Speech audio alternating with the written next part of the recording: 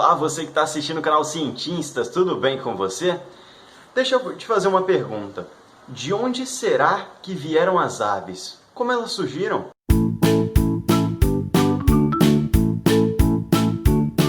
Aqueles que são adeptos da teoria da evolução costumam dizer que as aves evoluíram de dinossauros. Mas o grande problema é que jamais existiu qualquer evidência dessa transição, de dinossauros evoluindo até se transformarem em aves, e muito menos qualquer comprovação verdadeiramente científica dessa tese. Tanto que no registro fóssil não se encontra nenhuma espécie intermediária entre os dinossauros e as aves. Se as aves tivessem realmente evoluído dos dinossauros, deveria haver no registro fóssil espécies intermediárias entre os dinossauros e as aves. Afinal, ninguém acredita que os dinossauros se transformaram em aves no estalar de dedos, né? Como num passe de mágica. Agora eu quero que você imagine o seguinte. Imagine que você está numa floresta fechada, densa, fazendo uma trilha. Você ouve barulho de águas correndo, de alguns riachos, ouve também o canto dos pássaros. Você olha para o alto e consegue ver alguns vultos coloridos passando, belas aves batendo suas asas e voando de galho em galho. E aí, nesse exato momento, você se lembra de que em alguma matéria de jornal, ou em algum programa de televisão, ou mesmo até numa aula de biologia, você ouviu alguém dizendo que as aves vieram dos dinossauros, que alguns grupos de dinossauros evoluíram até se transformarem em aves. E você pensa, será? Mas aí você continua caminhando, fazendo uma trilha por essa floresta, e de repente você olha no chão e acha um pedaço de papel. Mas não é qualquer pedaço de papel. Você vê que esse pedaço de papel está cuidadosamente dobrado. É um aviãozinho de papel, de 4 dobras apenas, e você vê que cada dobra é perfeitamente simétrica. Então você logo pensa, o que esse avião está fazendo aqui? Alguém deve ter passado por aqui e deve ter deixado esse aviãozinho. Você o testa, lança no ar, e ele plana. Aí você pensa, nossa, como ele voa bem. Esse avião com certeza não chegou aqui por acaso. Certamente alguém passou por essa trilha antes de mim, dobrou um papel e deixou esse aviãozinho aqui. E eu duvido muito que você ousaria acreditar que forças da natureza regidas pelo acaso dobraram aquele papel de uma forma tão certinha para que formasse um aviãozinho. Agora, meu amigo ou minha amiga, eu te pergunto, se é um absurdo acreditar que o acaso pode ter feito um aviãozinho de papel simples de 4 dobras, como é que você poderia acreditar que o acaso deu origem às belas aves que a gente vê voando no céu, com estruturas tão complexas, suas asas, suas penas, suas cavidades corporais, seu esqueleto, tudo cuidadosamente projetado para voar? É um verdadeiro design, e nós sabemos que todo design tem que ter um designer, não é mesmo? Perceba que você precisa de muito mais fé para acreditar que elas são frutos do mero acaso do que para acreditar que elas foram feitas pelas próprias mãos de Deus. Agora eu quero convidar vocês a contemplar o design inteligente e complexo das aves um pouco mais de perto. Você sabe como as aves voam?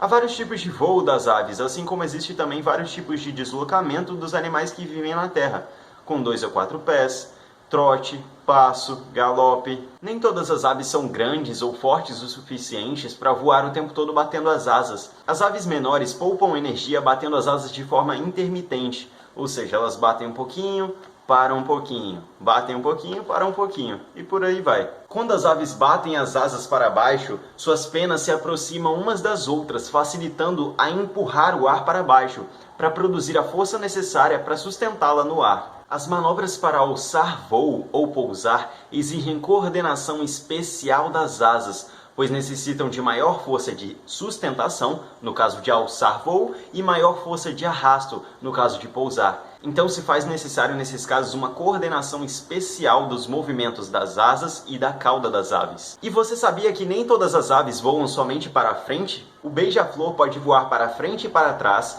para cima e para baixo e até ficar parado no ar. A mecânica do voo do beija-flor, embora obedecendo aos mesmos princípios aerodinâmicos das demais aves, é distinta e peculiar. Ei, deixa eu parar um momentinho para te fazer uma pergunta. Será que alguma vez na sua vida você já teve o desejo de voar? Eu já, e eu acredito que qualquer ser humano já teve esse desejo em algum momento. A humanidade, desde há muito tempo, contempla as aves no céu e se surpreende, acha incrível e nutre consigo o desejo de voar também. Mas somente depois de muito estudo e muito esforço é que o ser humano conseguiu construir máquinas que o permitissem voar. As aves, no entanto, nascem com as estruturas já prontas para fazer isso. Elas treinam um pouco e rapidamente aprendem, e então se veem livres voando pelo céu. Você está entendendo o que eu quero te dizer? Para que o ser humano conseguisse construir uma máquina capaz de voar, precisou de muito estudo, de muito esforço, precisou de um projeto inteligente por trás de tudo aquilo.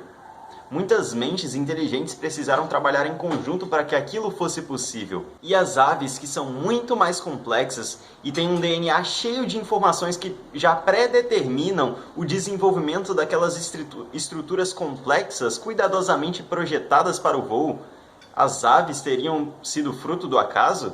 Não faz sentido, né? Agora deixa eu só compartilhar mais algumas curiosidades com você.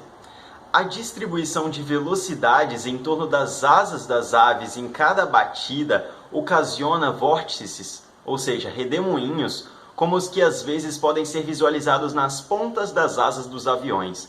Você já observou aves voando em formação?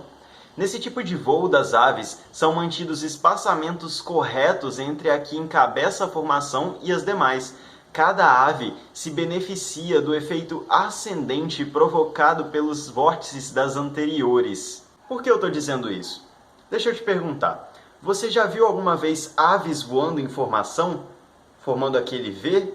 Então, nesse tipo de voo das aves, são mantidas distâncias corretas entre a que encabeça o bando, a que lidera o bando, a que está lá na frente do V, né, na pontinha do V, e as demais da formação. Isso acontece para que cada ave se beneficie do efeito ascendente do vórtice do redemoinho gerado pelas aves que estão à sua frente. Deixa eu te dar um exemplo. Em um voo em formação com 9 aves, a relação de espaçamento ideal é de 1:4, conforme você pode ver nessa foto aí que eu estou te mostrando. Ei, parece até que as aves entendem mais de aerodinâmica do que eu e você, não é mesmo? Certamente o Criador a projetou cuidadosamente para que ela soubesse fazer isso por instinto. Mas espera aí que a história não acaba por aí não, viu? Se você pensou que os princípios de aerodinâmica são o que existe de mais complexo no voo das aves, você está enganado. Talvez a pilotagem seja o que exista de mais complexo no voo das aves. Manobras radicais, conhecimento de climatologia e meteorologia, plano de voo com traçado das rotas, orientação em pleno voo, etc., são instintos cujo surgimento é inexplicável pelo acaso. É esta mais uma comprovação da existência de um planejamento minucioso e sofisticado. E, logicamente, também, um elaborador desse planejamento. Outro fator a ser levado em conta é o controle de combustível durante o voo migratório das aves.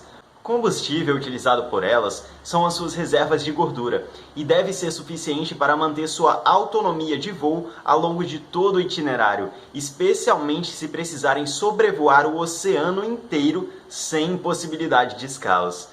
O plano de voo deve levar em conta a velocidade de cruzeiro mais econômica. Se a velocidade for muito grande, será gasta muito mais energia para vencer o atrito. Se for menor, será consumido muito combustível só para manter-se em voo. Cada espécie de ave migratória tem uma velocidade de cruzeiro ótima e sabe atingi-la sem maiores e complicados cálculos. Mais um enigma que a evolução não consegue explicar.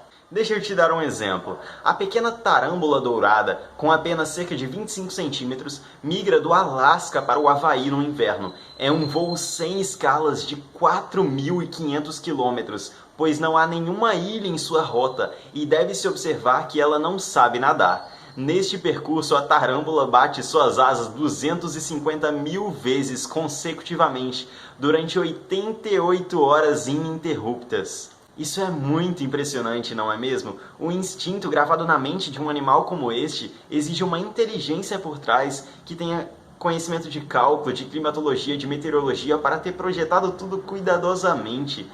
Isso não pode ser fruto do acaso. Novamente eu repito, exige muito mais fé para acreditar que tudo isso é fruto da evolução regida pelo acaso do que para acreditar que é obra das mãos de um Criador, um ser supremo, inteligente e todo-poderoso.